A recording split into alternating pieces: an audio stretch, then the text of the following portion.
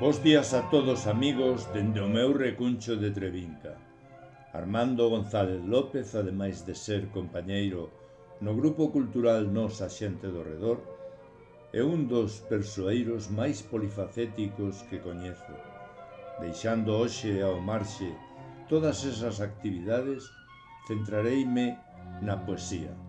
Armando resúltame un dos poetas vivos máis admirado. Con il coincido en moitas apreciacións vitais, sendo unha delas o pacifismo que expresa coa súa sensibilidade habitual no poema que na nosa revista número 17 regálanos e que hoxe vou disfrutar ca súa lectura. Titúlase Choven ripios.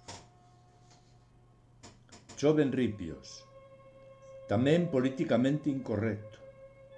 Choven ripios de poetas que riman infinitivos, versos libres de escritores opresores e oprimidos, poemas que ninguén lé, profundos ou divertidos, contos que non lé ninguén de entre os mortos e os vivos. As figuras literarias choven tamén cal graínzo, ornando estrofas de amor, de desamor, de acubillo, os poemarios sociais de suicidio colectivo, de aventuras, desventuras ou calquera outro contido. Choven os cairéis da rima, cadencia métrica e ritmo, sobre égolas, romances e sonetos creativos. Sobre os inspirados textos, os adverbios e adxetivos, sobre os verbos e os pronomes, artigos e sustantivos.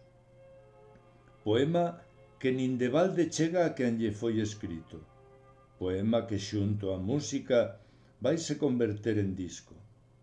Poemas surrealistas, realistas e paralistos. Poemas inacabados, granduxados e zurcidos.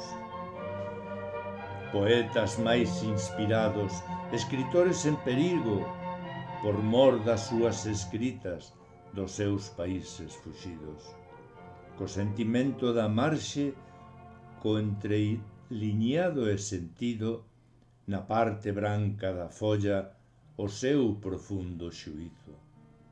Choven sobre os poetas as amenazas e os riscos, índices acusadores, cal armas para o sacrificio. Armas de matar persoas polas ideas e os ritos. Armas de matar matando, as de avivar os conflictos. As de converter en balas os poemas preferidos. Armas cargadas que apuntan a razón dos homes vivos e cunha excusa vermella, mentras gritan non á guerra, dirixen contrasentidos e se erixen elexidos.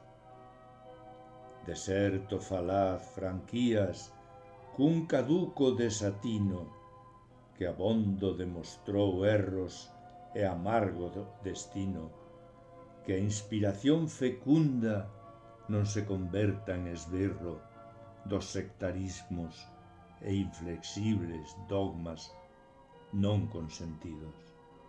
No nome da liberdade, do progreso e outros chíos, na contra das maiorías que da concordia e do convido. Porque hai persoas que pensan non debe ser admitido un poema que non leve a mensaxe do partido. Quen fuxe do verto aséptico creou cheo de vacilos, infectado de consignas para os prosélitos adictos.